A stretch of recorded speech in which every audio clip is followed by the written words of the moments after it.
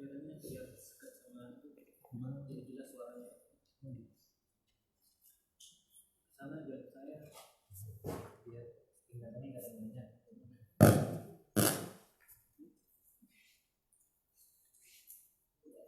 Assalamualaikum warahmatullahi wabarakatuh.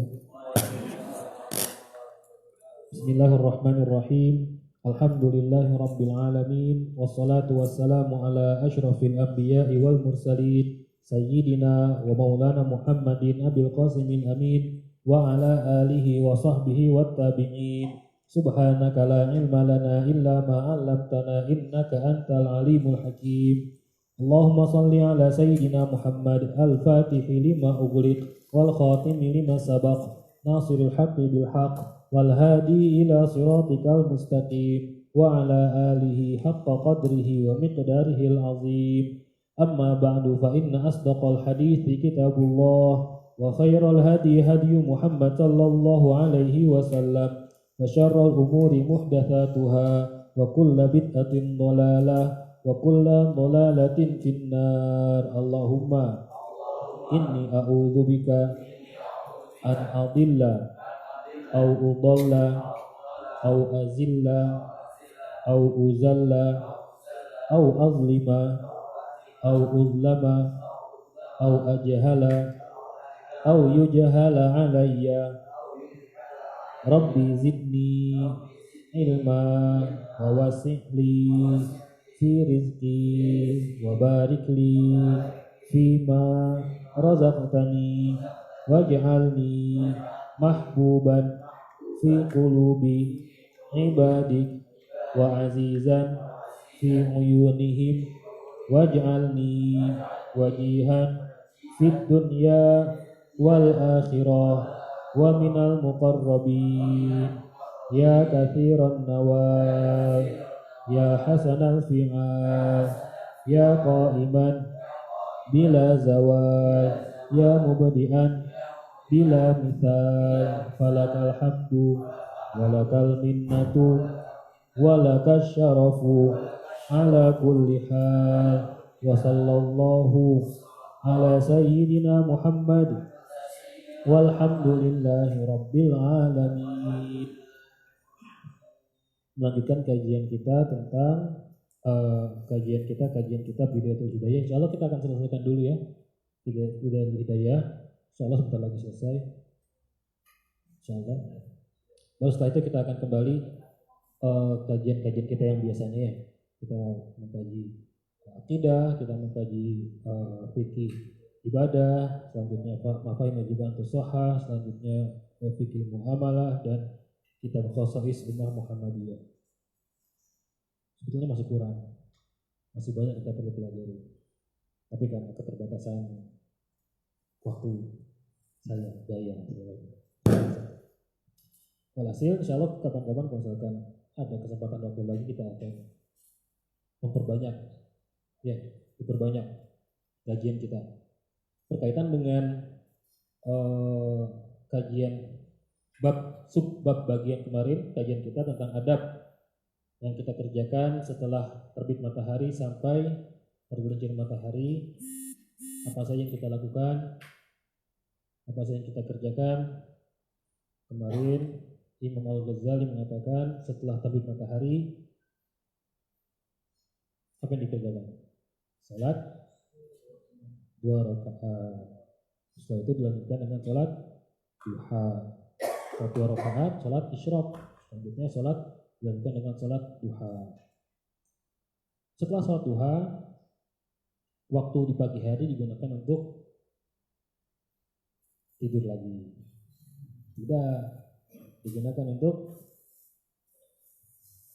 Imam Al-Ghazali mengatakan dibagi menjadi 4 waktu. Waktu yang pertama, yang paling afdolnya digunakan untuk menuntut ilmu, mencari ilmu atau menyebarkan ilmu atau mengajarkan ilmu. Walhasil yang berkaitan dengan ilmu pagi hari. Lantas ilmu apa saja yang dipelajari? Ilmu apa saja yang dipelajari ketika pada pagi hari itu? Karena yang paling afdol waktu di pagi hari itu, yang paling afdolnya adalah mempelajari, menyebarkan atau mengajarkan ilmu. Lantas ilmu apa yang dipelajari? Yang dipelajari dan disebarkan, yang diajarkan? Imam Al-Ghazali mengatakan ilmu yang bermanfaat. Ilmu yang bermanfaat. Lantas apa definisi atau maksud dari ilmu yang bermanfaat itu? Sudah kemarin.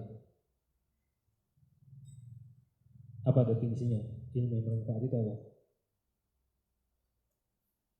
Al-ilmu nafi huwa ma yazidu fi khawfika minallahi ta'ala wa yazidu fi basiratika bi uyubi nafsik wa yazidu fi ma'rifatika bi ibadati rabbik wa yuqallilu min raghbatika fid dunya wa yazidu fi raghbatika fil akhirah wa yaftahu basirataka bi afati a'malik hatta tahtariza minha wa yutalli'uka ala makaidi syaitan wa ghururihi wa kayfiyati talbisihi ala ulama'i su' hatta arradahum limaqillahi ta'ala wa sakhtih haitsu akalud dunya biddin, dan seterusnya panjang. Walhasil intinya kesimpulannya ilmu yang bermanfaat itu adalah ilmu yang dapat menambah ketakutan kita kepada Allah Subhanahu wa taala. Ilmu yang menambah pengetahuan kita tentang aib, tentang celah, tentang keburukan diri kita. Sehingga kalau kita sudah tahu celah diri kita tahu keburukan diri kita tahu aib diri kita, lantas kita bisa memperbaiki. Itu namanya ilmu yang bermanfaat. Wa yazidu fi ma'rifatika bi ibadati rabbik, juga ilmu yang dapat menambah pengetahuan kita cara beribadah yang benar. Cara beribadah yang benar, cara beribadah yang bagus. Ilmu yang bermanfaat juga ilmu yang dapat menurunkan hasrat kita terhadap dunia. Menurunkan hasrat terhadap dunia. Ilmu yang bermanfaat adalah ilmu yang dapat menambah kecintaan kita terhadap akhirat, mengurangi hasad dunia, menambah kecintaan akhirat. Itu ilmu yang bermanfaat. Ilmu yang bermanfaat adalah ilmu yang dapat membuka mata hati kita atas semua amal perbuatan kita, sehingga kita dapat menjaga amal perbuatan kita. Kira-kira kalau kita berbuat ini akan menjerumuskan kita kepada murkanya Allah, atau kita akan mendapat ridhonya Allah Subhanahu wa taala. Ilmu semacam ini adalah ilmu yang bermanfaat dan lain sebagainya. Antum baca sendiri, sudah antum simpulkan kan ya? Antum simpulkan. Hasil intinya ilmu yang bermanfaat. Ilmu yang bermanfaat, para ulama dalam sebuah hadis dikatakan al ilmu thalathatun. Ilmu itu ada 3. Wa ma siwa dzalika fa huwa fadlun, dan selainnya, selebihnya selain 3 ilmu ini itu adalah tambahan-tambahan saja, bonus-bonus saja. Yang pertama adalah Al-Quran, yang kedua adalah hadis, yang ketiga adalah fikih. Ini ilmu yang utama yang harus dipelajari. Al-Quran dengan tafsirnya, Al-Quran dengan tajwidnya, Al-Quran dengan tahsinnya, Al-Quran dengan ilmu qiraahnya, Al-Quran dengan ilmu ulumul Qur'annya. Walhasil ilmu yang berkaitan dengan Al-Quran dipelajari, itu adalah ilmu yang paling utama. Kita sudah belum di sini? Belum. Tafsir juga belum ya? Dan waktu mungkin kalau ada waktu insya Allah kita bisa mengkaji tafsir ya. Alhamdulillah dulu saya juga di Mekah mengkaji tafsir dengan seorang ulama tafsir dunia internasional yang diakui kepakarannya, Syekh Ali As-Sabuni. Dan Abu Isaid Ahmad beliau juga doktorahnya di Al-Azhar University, beliau mengambil jurusan tafsir. Dan tesisnya risalah dalam bahasa Arab risalah, tesis S3 Abu Isaid Ahmad, tafsir At-Tabari. Pernah dengar tafsir At-Tabari? Baru sekarang didengarnya. Tafsir At-Tabari itu termasuk tafsir bil ma'thur, tafsir yang menafsirkan ayat Al-Quran dengan ayat Al-Quran lain atau dengan hadis Nabi. Itu namanya tafsir bil ma'thur. Itu tafsir At-Tabari. Tesisnya Abuya waktu itu dari surah Al-Baqarah sampai surah keberapa saya lupa. Walhasil teman-teman juga mendapatkan tugas.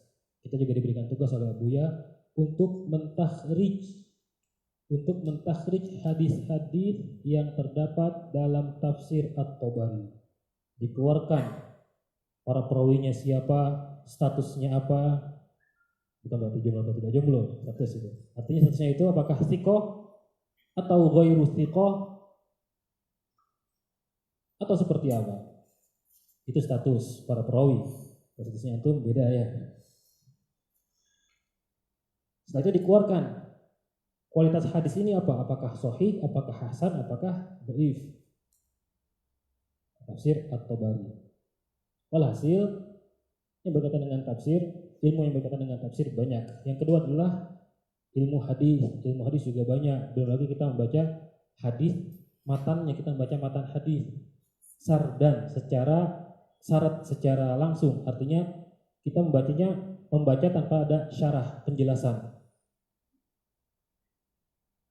Membaca hadis di hadapan guru, misalkan, karena metode membaca hadis, metode periwayatan hadis itu ada dua metode. Pertama, murid membaca di hadapan guru. Wa bihi ilaihi qala haddatsana Qutaibah, qala haddatsana Gundar, qala haddatsana fulan. Qalat Sayyidah Aisyah radhiyallahu taala anha, qala Nabi sallallahu alaihi wasallam. Hadisnya apa? Murid membaca di hadapan guru. Itu namanya qiraah. Ada lagi namanya samaan. Samaan berarti guru membacakan hadis per hadis, satu hadis dibaca oleh seorang guru. Dan kita sebagai murid mendengarkan dan memperbaiki, melihat kitab hadisnya. Wa bihi qala haddatsana fulan bin fulan, qala haddatsana fulan, qala haddatsana fulan. Hadis selanjutnya, qala haddatsana fulan, qala haddatsana fulan. Hadis selanjutnya. Itu cara yang kedua. Cara yang pertama, murid baca di hadapan guru. Cara yang kedua, guru membacakan dan murid yang mendengarkan. Yang kita praktekkan di sana di Mekah, kita sebagai murid yang baca di hadapan guru. Sehingga kalau kita bacanya ada yang salah, diperbaiki oleh guru kita. Ada salah penyebutan nama, harusnya namanya gunmin, dibacanya ghanam. Kalau ngerti artinya pada ketawa semua, tapi antum nggak ngerti alhamdulillah. Ada seorang perawi namanya gunmin, tapi karena nggak ngerti bacanya ghanam. Ghanam itu artinya apa? Kambing. Masa nama seorang kambing dari kambing? Meriwayatkan hadis, kami meriwayatkan hadis dari kambing? Tidak. Tapi namanya itu gunmin. Cuma tulisannya sama. Ghain nun mim. Ghain nun mim. Kalau orang nggak ngerti bacanya, nggak ngerti ilmu perawi hadis, para perawi, maka bacanya kadang-kadang wabihi qala hadatsana ghanam. Padahal ghanam itu artinya kambing. Berarti dia meriwayatkan hadis dari kambing. Harusnya yang betul adalah gunmin harusnya, gitu ya. Karena banyak yang keliru. Gitu juga ketika baca hadis banyak yang keliru. Salah titiknya kan, salah hurufnya, walhasil banyak itu. Ini perlunya kita, ini pentingnya kita membaca di hadapan guru. Jadi guru bisa membenarkan. Guru bisa membenarkan kalimat-kalimat yang diucapkan salah oleh kita sebagai murid. Tapi kita alhamdulillah belum pernah di sini. Di sana kita baca Sahih Bukhari, Sahih Muslim, Abu Dawud, Nasa'i, Ibnu Majah dan lain sebagainya. Kapan kita baca? Biar ada sambung sanadnya. Selanjutnya yang ketiga adalah fikih, ilmu fikih muamalah, fikih ibadah, fikih munakahat, fikih jinayat, walhasil ilmu fikih. Wa masih wadzalik fahuwa fadlun. Dan selain yang tiga ini maka itu adalah lebihan saja. Lantas apakah berarti ilmu-ilmu umum, ilmu dunia tidak boleh dipelajari? Bukannya tadi tiga itu saja ilmu yang dikatakan oleh Rasul Muhammad SAW bahwasanya ilmu itu tiga. Wa masih wadzalik bahwa fadlun, lebihan saja. Apa artinya? Para ulama mengatakan, salah satunya Syekh Mula Al-Qori, beliau salah seorang ulama dari Mesir bermazhab Hanafi. Seorang ulama besar dari Mesir bermazhab Hanafi. Syekh Mula Ali Qori. Syekh An-Nawawi, Imam An-Nawawi, beliau bermazhab Syafi'i. Imam Al-Qurtubi, beliau bermazhab Maliki. Dan banyak para imam-imam yang lainnya, mereka semuanya adalah para imam, dan mereka bermazhab dengan mazhab masing-masing. Ada yang mazhab Maliki, mazhab Syafi'i, mazhab Hambali, mazhab Hanafi. Ada orang Bogor, ya, baru bisa baca alif ba ta tha, nggak mau mengakui mazhab. Apa itu mazhab? Pemecah belah Islam. Zaman Rasul nggak ada mazhab, bid'ah, sesat, ya. Itu fenomena zaman sekarang. Lantas bagaimana dengan ilmu dunia? Apakah berarti tidak boleh? Ilmu properti apakah berarti tidak boleh? Ilmu dunia, ilmu properti. Kira-kira apa jawabannya? Boleh atau enggak? Kenapa boleh? Ilmu dunia yang berkaitan erat dengan eksistensi seorang manusia di dunia, hukum asalnya adalah mubah. Namun bisa juga menjadi fardu kifayah. Fardu kifayah. Kalau tidak dipelajari dapat membinasakan, dapat membuat madorot umat Islam. Misalkan sekarang contohnya, misalkan Allah benarnya atau tidak, misalkan sekarang properti. Kalau tidak ada umat Islam yang mempelajari dan membangun properti Islami, properti-properti yang ada di Indonesia, properti-properti yang tadinya dimiliki oleh kaum muslimin berpindah tangan dimiliki oleh orang-orang kafir, hingga akhirnya kaum muslimin menjadi budaknya orang-orang kafir. Berarti dengan demikian, apabila keadaan sudah darurat seperti ini, berarti mempelajari ilmu properti apa hukumnya? Fardu kifayah. Harus ada yang memperjuangkannya. Harus ada yang memperjuangkannya. Tapi jangan lupa, ilmu properti adalah ilmu dunia. Ilmu dunia sifatnya fadlun, bonus tambahan. Sedangkan yang paling pokok adalah ilmu yang tiga tadi itu apa? Quran, hadis, dan fikih. Artinya Anda belajar ilmu properti jangan cuma atas namanya saja properti Islami, tapi ternyata nggak pernah ngaji. Al-Quran belepotan bacanya, tajwidnya nggak ngerti, apalagi tafsir. Hadis juga nggak ngerti, fikih juga amburadul, tapi mengatasnamakan dirinya properti syariah. Apa ini maksudnya? Ilmu yang pokok nggak dipelajari, sedangkan ilmu yang tambahan malah dikait-kaitkan dengan Islami, dengan syariah, dengan syar'i. Padahal properti aslinya bukan ilmu syariah, tapi ilmu dunia, tapi harus diiringi, dikaitkan dengan pokok ilmu yang tiga tadi itu. Al ilmu salasatun wa ma siwa dzalika fahuwa fadlun, dan inilah ilmu yang bermanfaat. Jadi bukan berarti tidak boleh antum berkecimpung di dunia properti. Bahkan mungkin saja hukumnya menjadi fardu kifayah. Mungkin saja hukumnya bisa menjadi fardu kifayah. Kok sampai situ ya? Membahas apa tadi?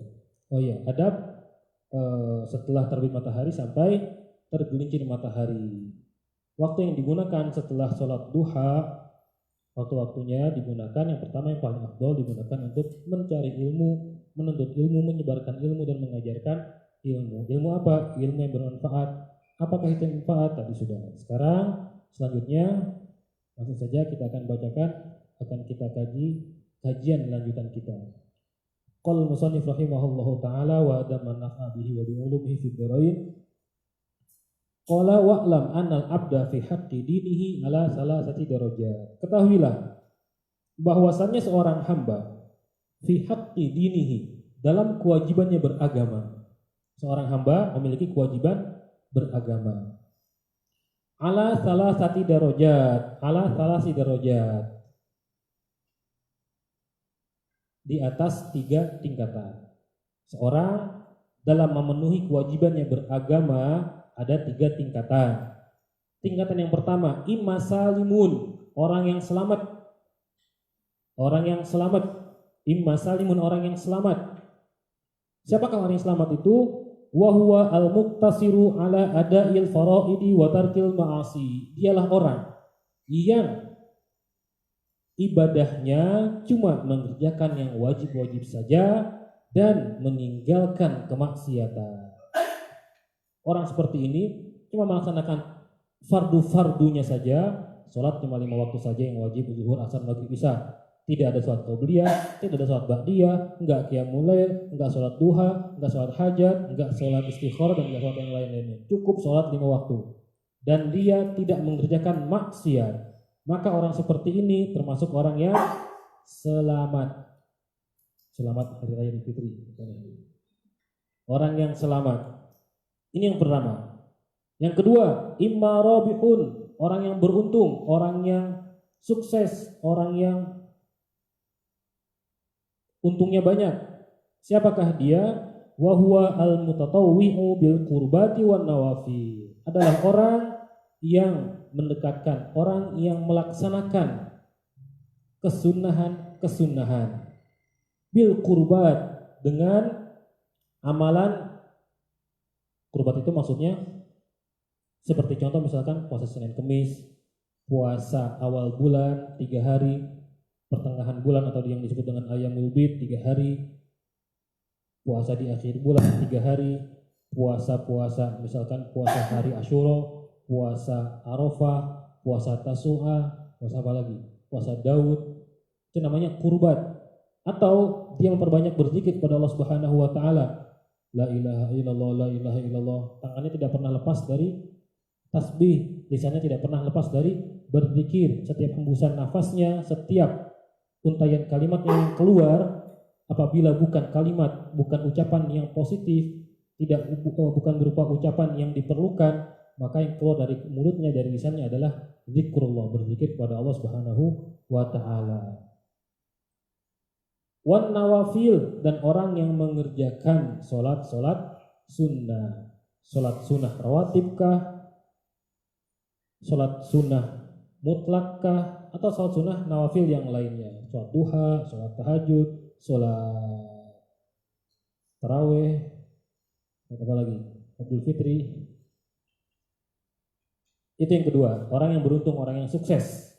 Orang yang sukses menjalankan agamanya. Sekarang yang ketiga, au khosirun, atau orang yang merugi. Orang yang merugi. Siapakah orang yang merugi? Wa huwa al-muqassiru 'anil lawazim, adalah orang yang tidak memenuhi kewajiban-kewajiban yang dibebankan oleh Allah Subhanahu wa taala.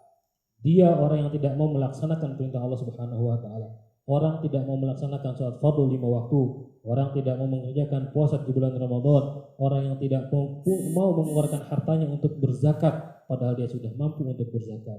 Orang yang tidak mau untuk mengerjakan ibadah haji, padahal dia sudah mampu untuk mengerjakan ibadah haji. Itu adalah orang yang muqassir, orang yang kurang, orang yang tidak melaksanakan apa yang diwajibkan, apa yang diperintahkan oleh Allah Subhanahu wa taala. Itu 3 tingkatan orang berdasarkan kewajibannya terhadap agama. Yang pertama tadi apa? Orang yang selamat. Orang yang selamat artinya orang yang mengerjakan kewajiban saja dan menjauhi kemaksiatan. Dia tidak melakukan maksiat, dia hanya mengerjakan kewajiban saja. Bagus. Bagus tapi masih kurang. Yang paling bagus adalah ar-rabih. Tipe yang kedua. Tipe berapa? Tipe 21. Tipe yang kedua adalah tipe orang yang beruntung, yang berhasil, yaitu orang yang melaksanakan kesunahan-kesunahan. Fa ilam takdir an takuna rabihan. Kalau kau tidak mampu untuk menjadi tipe yang kedua, menjadi orang yang sukses, menjadi orang yang untung, fajtahid, maka berusahalah dengan sungguh-sungguh an takuna saliman, untuk menjadi orang yang selamat. Kalau enggak mampu untuk sampai kepada tipe yang kedua, orang yang beruntung, yang melaksanakan tatawu'at, melaksanakan kesunahan-kesunahan, baik itu sunah sholat, sholat sunah, puasa sunah, dan lain sebagainya, zikir, tahmid, tahlil, dan lain sebagainya. Kalau memang nggak mampu, malas, maka jangan sampai turun dari derajat orang yang selamat. Ya paling tidak kita mengerjakan kewajiban-kewajiban saja dan meninggalkan yang dilarang oleh Allah Subhanahu wa ta'ala. Wa iyyaka tsumma iyyaka an takuna khasira.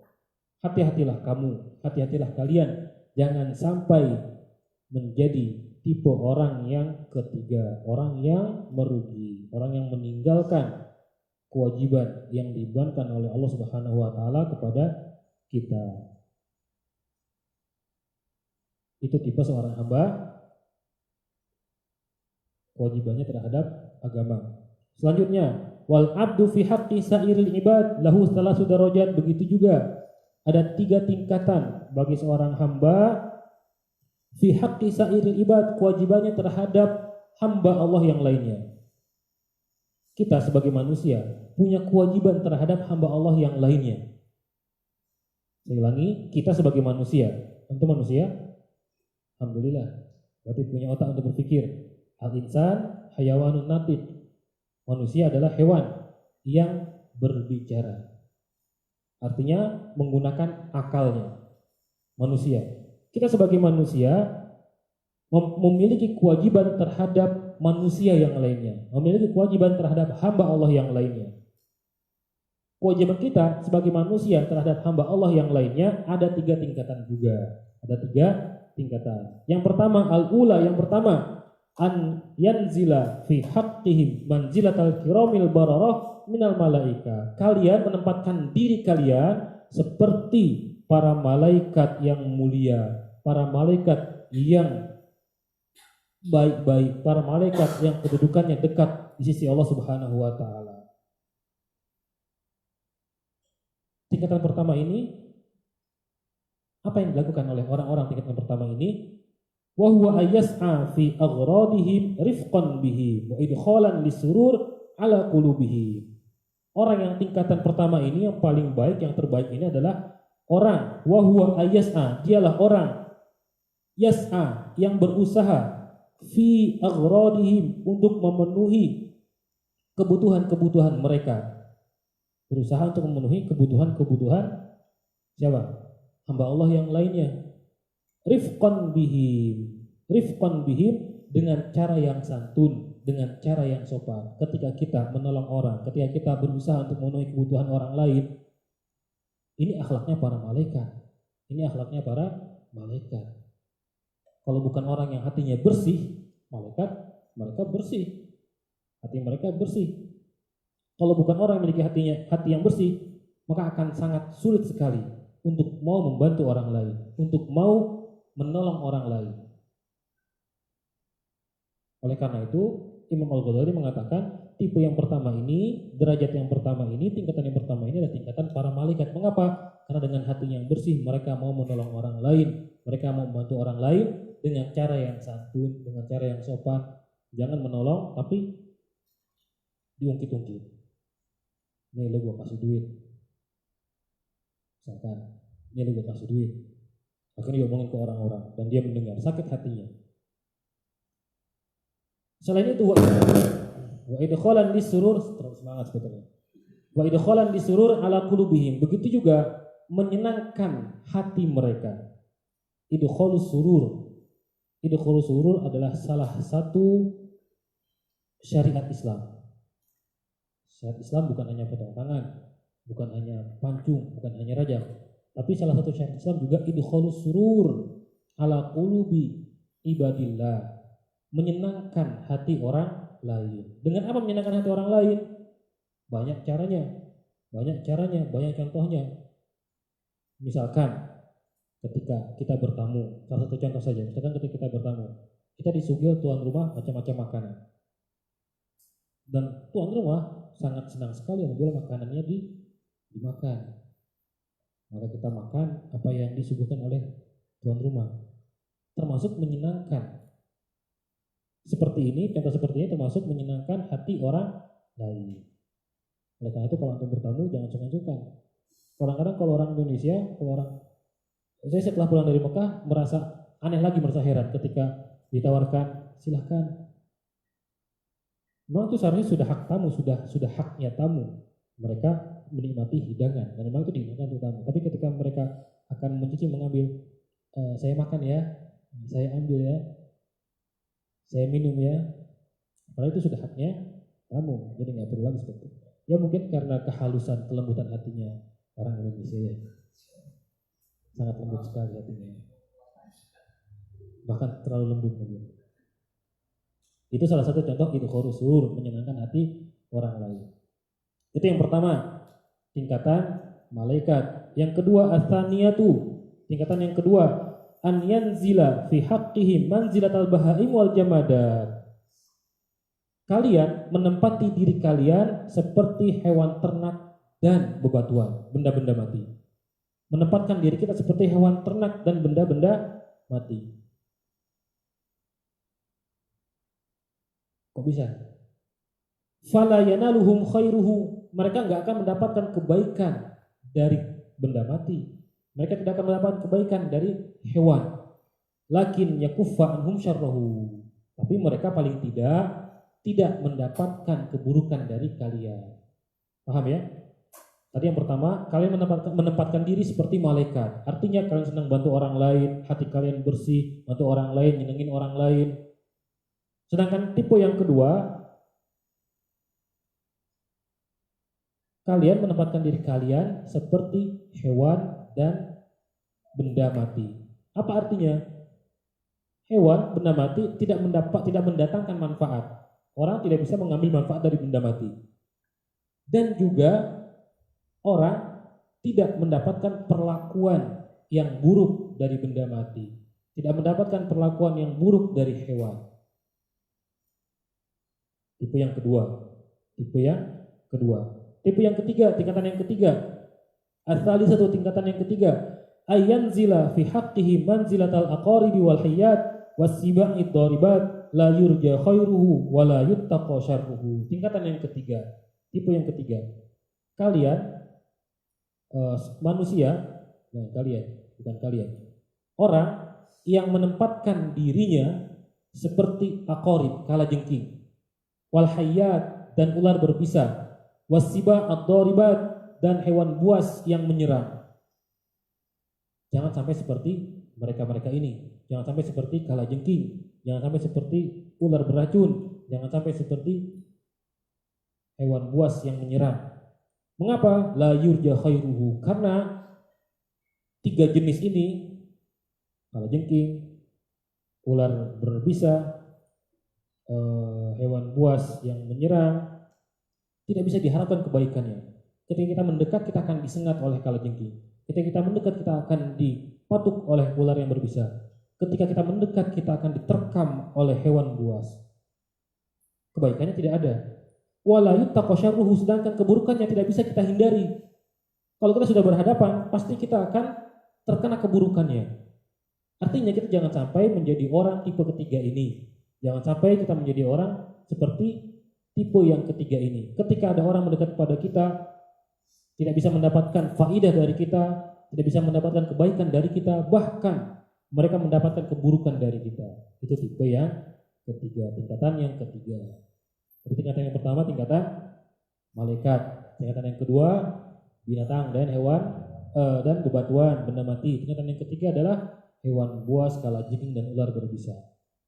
Fa'ilam takdir, kata Imam Al-Ghazali, fa'ilam takdir ala antal tahiqa bi ufukil malaika. Kalau kau tidak mampu untuk menjadi seperti para malaikat, fahdhar an tanzila an darajatil bahaim wal jamadat ila maratibil aqarib wal hayyat wasibai daribat. Maka hati-hatilah, jangan sampai an tanzila, kamu menempatkan diri an darajatil bahaim, di bawah derajatnya hewan wal jamadat dan benda mati, ila maratibil aqarib, ke tingkatan kalajengking, wal hayyat, dan ular berbisa, wasiba'id daribat, wasiba'id dariyat, dan hewan buas yang menyerang. Artinya, kalau memang kita tidak mampu untuk bisa mencapai tingkatan para malaikat, kita tidak mampu untuk berbuat baik kepada orang lain, kita tidak mampu untuk menyenangkan hati orang lain, paling tidak kita jangan sampai menjadi orang yang apabila ada orang mendekat kepada kita, kita bukannya malah memberikan manfaat, tapi malah memberikan keburukan. Jangan malah kita menjadi orang yang menzalimi mereka. Hati-hati. Paling tidak kita seperti, jangan kita tidak ya. Paling tidak sampai pada tingkatan hewan dan benda mati. Artinya apa? enggak bawa manfaat, juga enggak bawa kemadharatan. Artinya orang yang dekat kepada kita enggak mendapatkan apa-apa, enggak mendapatkan kebaikan dari kita, juga enggak mendapatkan keburukan dari kita.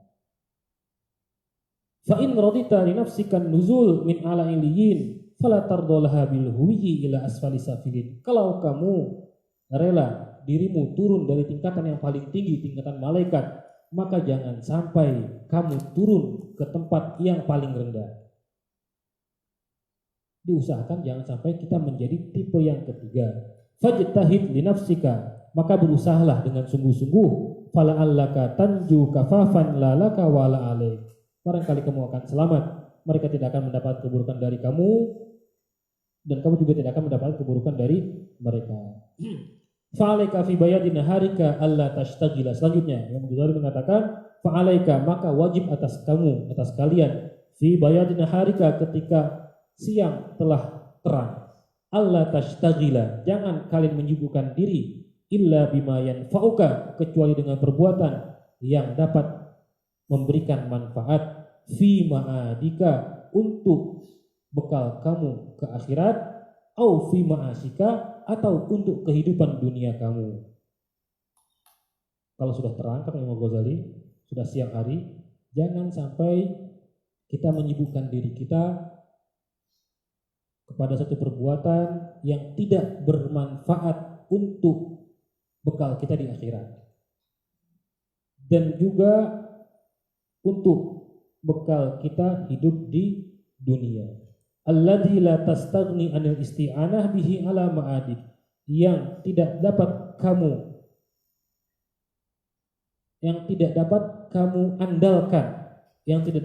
andalkan untuk menolong, untuk menambah perbekalan menuju akhirat.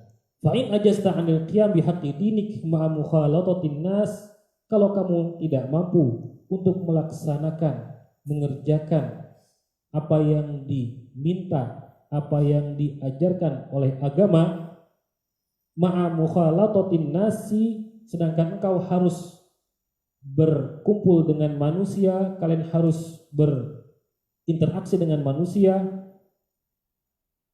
Kalau kamu nggak mampu untuk melaksanakan perintah agama, sedangkan kamu harus berinteraksi dengan manusia, apa yang harus dilakukan? Wa kunta la taslam illa bil uzlah, sedangkan kalian tidak akan selamat dari mereka para manusia. Artinya ketika kita sulit untuk melaksanakan perintah agama, sulit untuk mengerjakan apa yang diajarkan, apa yang diperintahkan oleh agama, sedangkan kita juga mau tidak mau harus berinteraksi dengan manusia, dan manusia-manusia ini ternyata setan semuanya. Lingkungannya lingkungan yang buruk. Kalau kita berinteraksi dengan mereka, malah membawa kita ke jurang kehancuran, bom kita. Wa kunta la taslam, kamu tidak akan selamat dari mereka para manusia yang mempengaruhi kamu, bukannya malah menasihati kamu untuk melaksanakan perintah-perintah agama, bukannya malah menganjurkan kamu untuk melaksanakan perintah-perintah agama, tapi ternyata mereka malah menjerumuskan kepada perbuatan yang dimurkai oleh Allah Subhanahu wa taala. Maka kalau seperti ini bagaimana caranya? Illa bil uzlah, kecuali dengan cara menyendiri, tidak berinteraksi dengan mereka para manusia yang sudah rusak dengan lingkungannya. Fal uzlatu aula, maka menyendiri ini, uzlah menyendiri, aula lebih utama. Apakah sampai seperti itu lingkungan kita? Insya Allah tidak ya. Insya Allah tidak. Bahkan kita insya Allah akan menciptakan lingkungan yang Islami. Insya Allah harus kita menciptakan lingkungan yang Islami. Tapi kalau sudah demikian, maka al-uzlatu aula, menyendiri itu lebih utama. Fa'alaika biha, maka kamu harus mengerjakannya, uzlah. Fafihan najatu wassalama, maka dengan beruzlah tadi, dengan menyendiri tadi, kamu akan selamat dan kamu akan selamat. Fa'in kanatil wasawis, ternyata ketika beruzlah, ketika menyendiri, fa'in kanatil wasawis, ada godaan-godaan, ada bisikan-bisikan dari setan. Ketika menyendiri ada bisikan-bisikan dari setan, karena sekarang sendirian Kalau megang HP sama saja, sendirian, nggak berinteraksi dengan orang, di kamar, tutup, gelap, tapi interaksi dengan HP. Apa internet bisa ngambil dari mana-mana saja, apa yang diinginkan semuanya ada. Ya, lebih bahaya malah ya, lebih bahaya. Berarti percuma kalau gitu uzlah, menyendiri, percuma saja. Kalau sudah demikian keadaannya, was-was, ada yang membisikkan, setan membisikkan kita, padahal kita sudah menyendiri, tidak berinteraksi dengan masyarakat yang sudah rusak, tapi kita tetap dibisikkan setan, apa yang kita kerjakan? Tujadzibuka ila ma la yurdillaha ta'ala wa lam taqdir ala qam'iha, dan kalian tidak mampu untuk menghindarinya. Setan terus-terusan menggoda kita, padahal kita sudah uzlah. Kita sudah uzlah, sudah berusaha untuk menghindari diri dari interaksi dengan orang-orang yang rusak.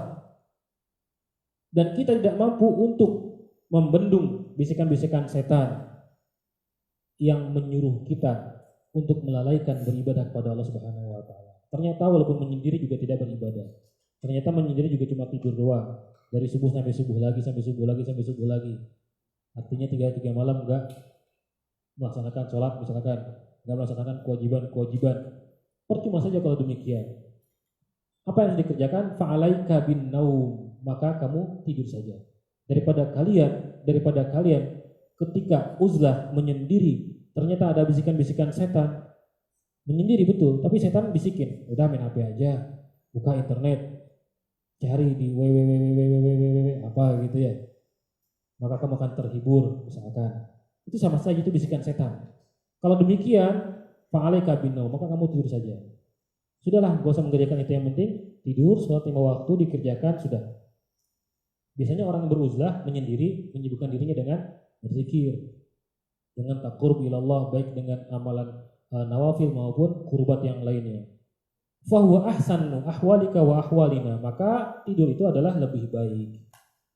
Iz ajazna anil ghanimah wa radina bisalamah fil hazimah. Karena dengan tidur berarti kita betul kita tidak bisa mendapatkan ghanimah. Ghanimah berarti harta rampasan perang. Karena kan tadi kita tujuannya uzlah apa sih? Untuk menghindarkan diri dari gangguan-gangguan orang-orang yang rusak, yang dapat merusak kita. Tapi ternyata ketika kita beruzlah, kita tidak berperang untuk merubah masyarakat menjadi lebih baik, sudah kita beruzlah saja. Tapi ternyata ketika kita beruzlah, ternyata kita tidak mampu juga. Kalau demikian, ketika perang tidak mampu, sedangkan perang itu menghasilkan ghanimah, harta rampasan perang, maka kita paling tidak selamat, tidak terbunuh di medan pertempuran. Dengan cara apa? Tidur. Ya. Tapi jangan lupa melaksanakan kewajibannya. Faman akhassa halaman salamatu dinihi fi ta'tili hayatihi izin naumu akhul maut wa huwa ta'tilul haya wal tihaqun bil jamada. Tetapi kata Imam Ghazali, tidur itu akhassa halaman salamatu dinihi fi ta'tili hayatihi, adalah keadaan yang paling buruk, keadaan terburuk orang yang ingin menyelamatkan agamanya. Mengapa? Izin naumu akhul maut, karena mati itu adalah saudaranya mati. Tidur itu adalah saudaranya mati. Tadi apa saya bilang? Kembaran berarti kalau itu. Berarti masih tangkap semuanya ya, sebelum ngantuk berarti. Karena tidur itu adalah saudaranya mati. Karena itu kalau lagi ngaji tidur berarti dia lagi mati ya. Izinaumu akhul maut, karena yang namanya tidur itu adalah saudaranya mati. Wa huwa ta'tilul haya. Mati itu apa sih? Ta'tilul haya, hidupnya berhenti. Ta'tilul haya, hidupnya berhenti. Wal tihaqqu bil jamadat, dan merubah dirinya menjadi benda mati. Orang tidur enggak bisa apa-apa, mau diapain aja bisa. Mau dikasih garam mulutnya bisa, terserah kita. Itu orang yang tidur. Kadang-kadang iseng teman-teman di pondok gitu ya. Jadi kata Imam Ghazali, kita untuk menghadapi kehidupan dunia pada siang hari setelah terbit matahari, apa kata Imam Al-Ghazali? Jangan sampai kita melaksanakan, kita mengerjakan, kita menyibukkan diri kita dengan sesuatu yang dapat merugikan kita. Paling tidak, kalau tidak siang hari kita digunakan untuk bekal akhirat, paling tidak kita gunakan siang hari kita untuk bekal dunia. Paling tidak. Kalau tidak untuk bekal akhirat, ya untuk bekal dunia. Jangan sampai kita menjadi orang yang lemah. Jangan sampai kita menjadi orang yang kita mendapatkan setan hingga akhirnya kita terjerumus kepada murkanya Allah Subhanahu wa Ta'ala. Masih lanjut? Saya terlanjur 2 judul tadi ya. Lanjutkan. Adabul istidad di sairi sholawat. Adab persiapan sholat 5 waktu. Apa sajakah adab dalam mempersiapkan diri kita untuk melaksanakan sholat fardu 5 waktu? Yang bagi antas ta'idda li sholati zuhri qabla zawal. Seharusnya sebaiknya antas ta'idda, kamu bersiap-siap di sholati zuhri untuk melaksanakan sholat zuhur qabla zawal, sebelum tergelincir matahari. Zuhur misalkan jam 12, berarti tergelincir jam 12 misalkan. Maka kita bersiap-siap sebelum masuk waktu zuhur, kita sudah siap-siap. Caranya seperti apa? Mempersiapkan diri untuk sholat zuhur. Fatuqaddima qailulata, maka kalian mengawali persiapan sholat zuhur dengan qailulah. Apa itu qailulah? Tidur sebentar, qailulah. In kana laka qiyamun fil lail, kalau kalian niat ingin nanti malam bangun melaksanakan qiyamul lail, sholat malam atau zikir pada malam hari, maka seyogyanya kita sebelum tergelincir matahari qailulah. Qailulah itu ada yang sebelum tergelincir, ada yang sesudah zuhur. Kalau kami ketika kami di Pujon, ketika di Pujon qailulahnya sebelum zuhur.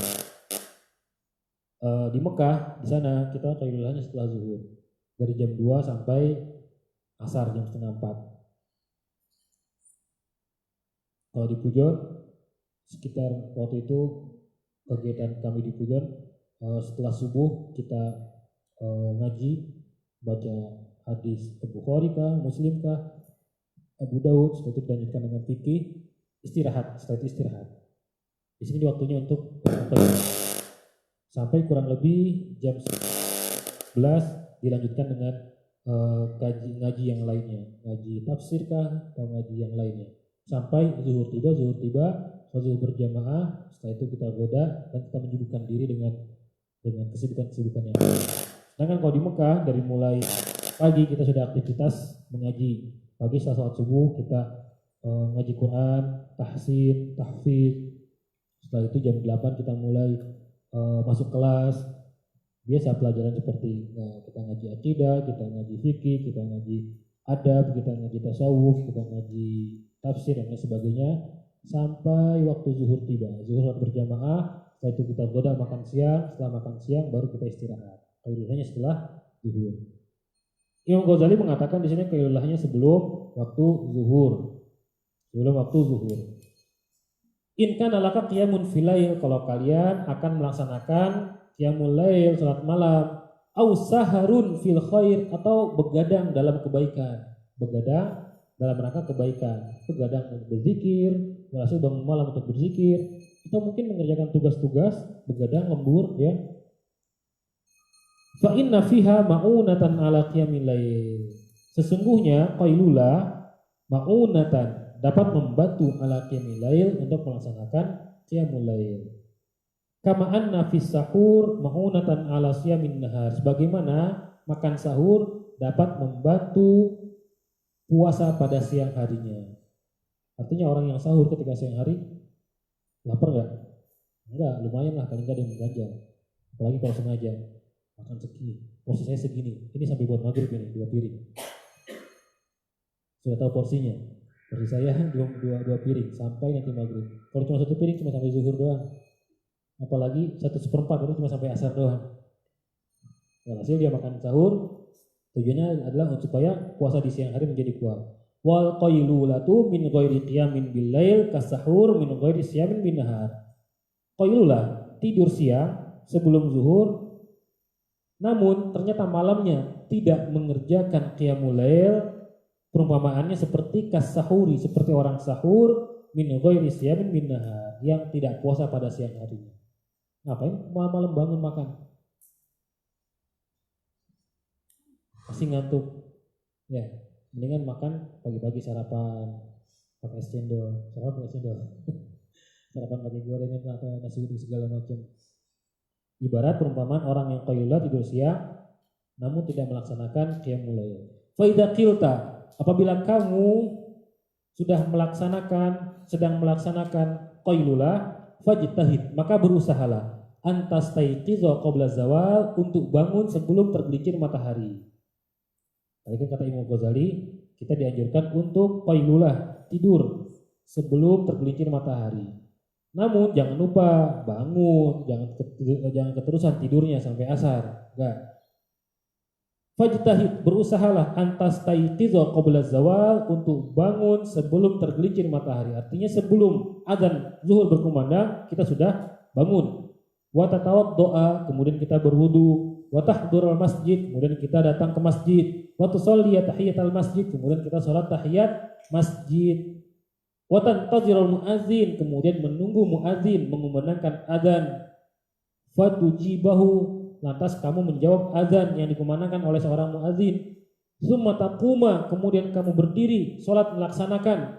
Fatusolli arba'a rakaat, kemudian kamu melaksanakan sholat sunnah 4 rakaat.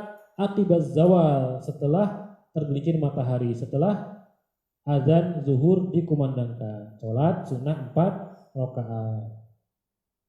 4 rakaat. Bagaimana kaifiyahnya, caranya? Apa langsung 4 rakaat? Boleh 4 rakaat langsung? Boleh? Diam saja. Boleh bangga 4 rakaat langsung? Boleh 4 rakaat langsung, ya. Namun dalam mazhab Syafi'i, mereka ulama mazhab Syafi'i lebih menganjurkan, lebih mengutamakan sholatnya 2 rakaat, 2 rakaat, 2 rakaat salam, 2 rakaat salam. Kalau 4 rakaat langsung dia nggak jadi masalah, juga nggak menjadi masalah. Sudah. Tadi setelah itu masjid, nunggu muadzin azan. Setelah muadzin azan maka kita jawab azannya, kita baca doa setelah azan. Setelah itu kita sholat sunnah 4 rakaat. Karena Rasulullah SAW yutawwiluhunna wa yaqul, dulu Rasul Muhammad SAW ketika beliau masih hidup melaksanakan sholat sunnah 4 rakaat sebelum sholat zuhur. Artinya qabliyah zuhur 4 rakaat. Ini yang muakkadah. Qabliyah yang muakkadah.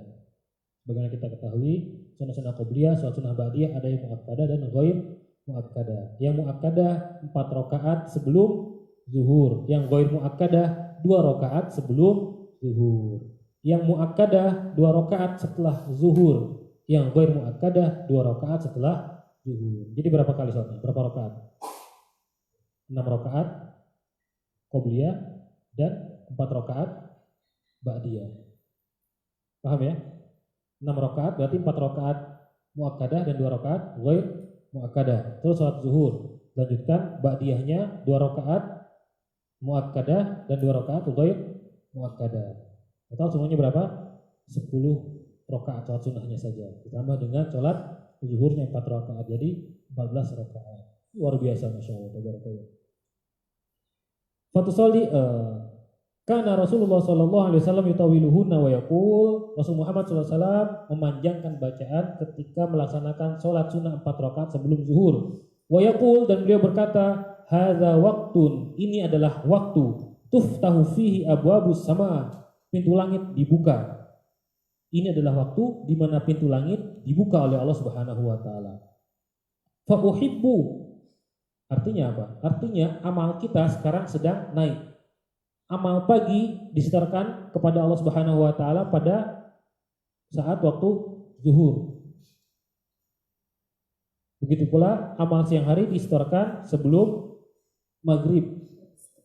Walhasil fa uhibbu ayyurfa'ali fihi amalun sholih, maka aku ingin, aku senang, aku bahagia kalau amalku yang diangkat ke langit adalah berupa amal baik yang kau kerjakan ketika pada saat Allah Subhanahu wa taala mengangkat amal perbuatan manusia, maka amal perbuatan yang sedang aku kerjakan adalah amal perbuatan baik. Wa hadhihi arba'u qabla zuhuri sunnatun muakkadatun, dan 4 rakaat ini yang dikerjakan sebelum zuhur hukumnya adalah sunnah muakkadah.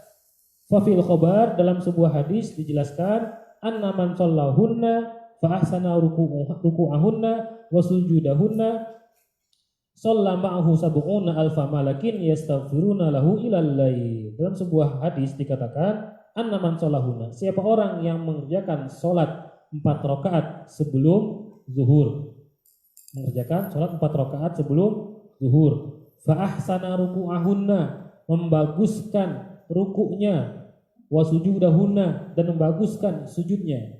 Bagaimana cara membaguskan sujud, membaguskan ruku? Dengan tumak nina. Terus dengan baca doa ruku, subhana rabbiyal azim wa bihamdi. Apakah cuma itu saja? Kalau ingin membaguskan, ingin mengihsankan ruku, maka tambah lagi, baca doa yang lainnya ketika ruku. Dalam riwayat dikatakan subuhun kudusun rabbuna wa rabbul malaikati waruh, juga dibaca ketika ruku. Tambahan lagi juga ada doa subhanakallahumma bihamdik Allahumma gfirli, subhanakallahumma bihamdik Allahumma gfirli, itu juga bacaan ketika ruku.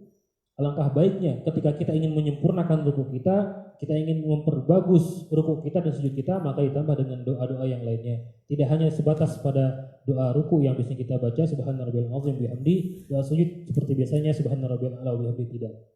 Tapi kita tambah. Itu namanya man dari fa ahsana ruku'ahunna, memperbagus ruku, wa sujudahunna, dan memperbagus sujud.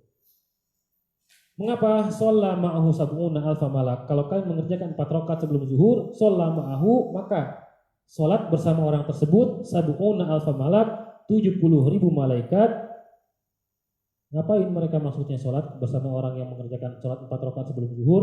Yastaghfiruna lahu ilal lail. Mereka semuanya 70.000 malaikat memohonkan ampun untuk orang tersebut ilal lail, sampai malam hari.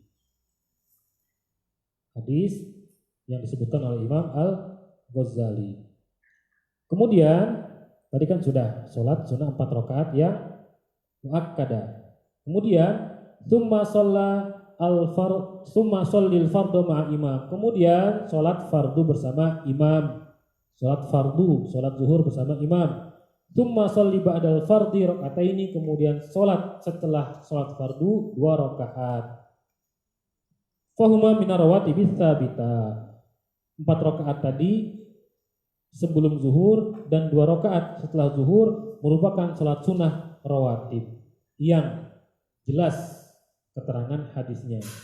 Wala tashtagil ilal asri, dan jangan kalian menyibukkan diri sampai waktu asar illa bita'allumi ilmin au anati muslim, kecuali untuk belajar atau untuk membantu umat Islam yang lainnya.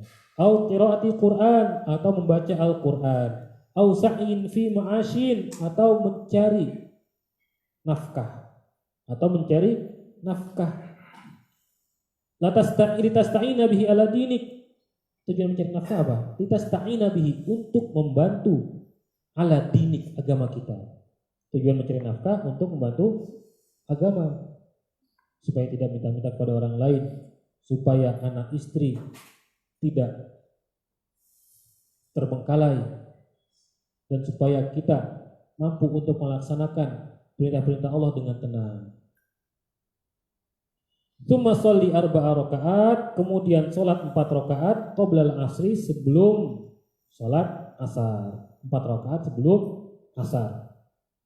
Fahiya sunnatun muakkadah, hukumnya adalah sunnah muakkadah. Faqad qala Rasulullah sallallahu alaihi wasallam, Rasul Muhammad sallallahu alaihi wasallam bersabda, rahimallahu mra'an shalla arba'an qabla asri.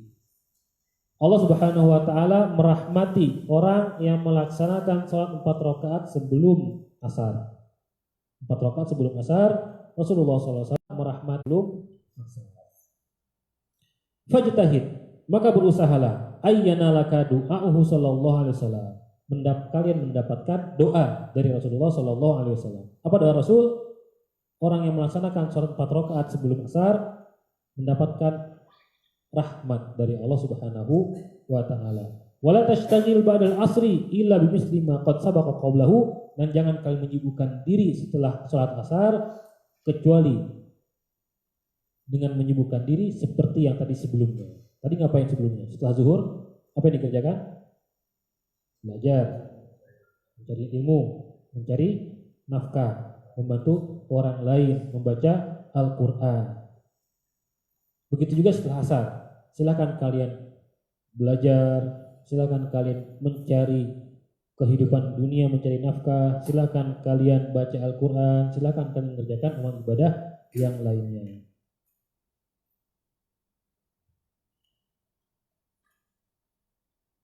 Sudah?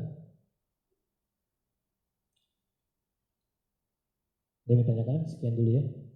Kita akan lanjutkan minggu yang akan datang.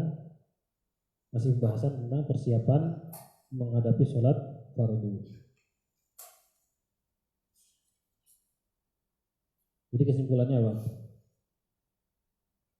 Saya bisa menyimpulkan.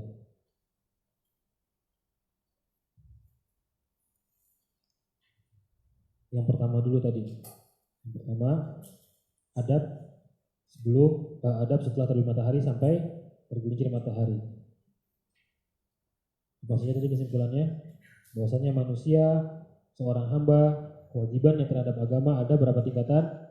3 tingkatan. Yang pertama orang yang selamat, yang kedua orang yang beruntung, ketiga orang yang merugi. Begitu juga seorang hamba memiliki kewajiban terhadap hamba Allah yang lainnya, juga ada 3 tingkatan. Yang pertama orang yang menempatkan dirinya seperti malaikat. Yang kedua orang yang menempatkan dirinya seperti hewan dan bebatuan. Yang ketiga orang yang menempati dirinya seperti kalajengking, ular berbisa, hewan buas yang tidak mungkin diharapkan kebaikannya dan kita tidak bisa menghindari keburukannya. Selanjutnya, kalau sudah siang hari, kita dianjurkan untuk tidak menyibukkan diri kita kecuali dengan yang bermanfaat, baik bermanfaat untuk akhirat kita maupun bermanfaat untuk dunia kita. Bermanfaat untuk akhirat berarti kita melaksanakan ibadah-ibadah yang lainnya. Silakan ibadah-ibadah yang lain, mau berzikir, membaca Quran dan lain sebagainya. Masalah sunnah mutlak juga nggak jadi masalah. Atau kerja nyari duit macul, ya, dibangin pohon di warung panjang, menanam patok ya, di warung panjang. Kewajiban-kewajiban kita terhadap Allah Subhanahu Wa Taala. Alhamdulillah kita di sini subuh baca ratib, baca wirdul latif, setelah itu baca Al-Quran, setelah itu nggak tahu. Kalau hari Sabtu biasanya kita ngaji ya, jadi kita ngaji dari ilmu, sama-sama kita mengkaji ilmu. Setelah itu mungkin antum ada yang pergi ke proyek, silakan, nggak jadi masalah. Selanjutnya kesimpulan adab persiapan sholat 5 waktu. Sebelum zuhur sholat kita qailulah, sebelum zuhur qailulah, tidur sebentar dan diusahakan bangun sebelum azan zuhur. Setelah azan berkumandang, sebelum azan berkumandang maka kita berwudu, siap-siap menuju masjid. Sampai di masjid sholat sunnah tahiyat masjid. Setelah sholat tahiyat masjid kita menunggu muadzin berazan. Menggunakan azan muadzin kita menjawab azan muadzin. Setelah itu kita sholat sunnah 4 rakaat sebelum zuhur. Hukumnya adalah sunnah muakkadah. Setelah itu sholat fardu zuhur 4 rakaat. Setelah sholat zuhur kita melaksanakan sholat sunnah 2 rakaat lagi.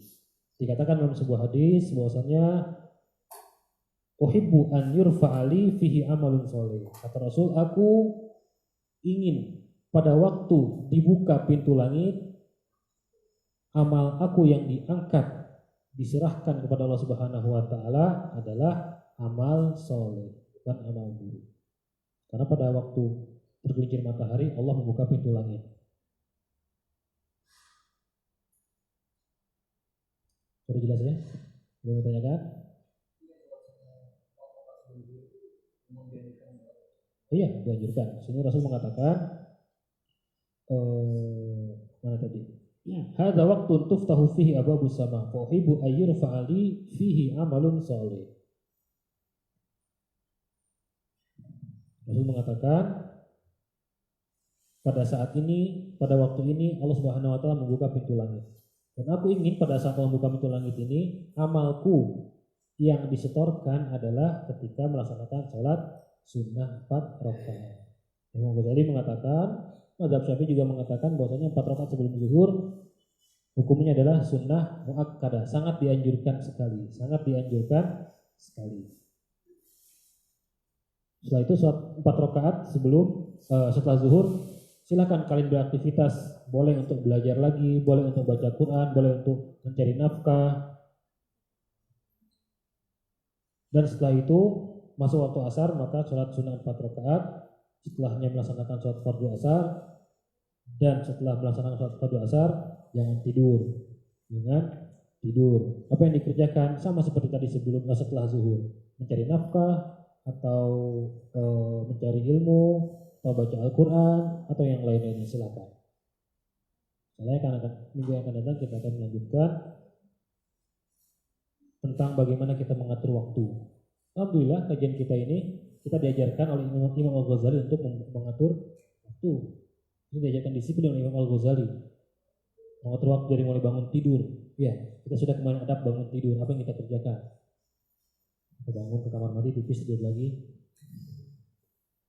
Tidak, bangun tidur apa yang kita kerjakan? Semuanya sudah kita kaji. Alhamdulillah kita diajarkan disiplin oleh Imam Al-Ghazali. Alhamdulillah. Sudah demikian apa yang sampaikan, mudah-mudahan ada manfaatnya. Diberikan maaf. Allahumma fa'na bima 'allamtana wa limma la yanfa'una wa zidna ilma. Allahumma inna nas'aluka ilma wal amal wa na'udzubika min adz-dzalali waz zalal. Rabbana zalamna anfusana wa illam taghfir lana wa tarhamna lanakunanna minal khasirin. Rabbana atina fid dunya hasanah wa fil akhirati hasanah wa qina adzabannar. Subhanakallahumma bihamdik asyhadu an la ilaha illa anta astaghfiruka wa atubu ilaik. Wa sallallahu ala sayyidina Muhammad walhamdulillahi rabbil alamin. Wassalamualaikum warahmatullahi wabarakatuh.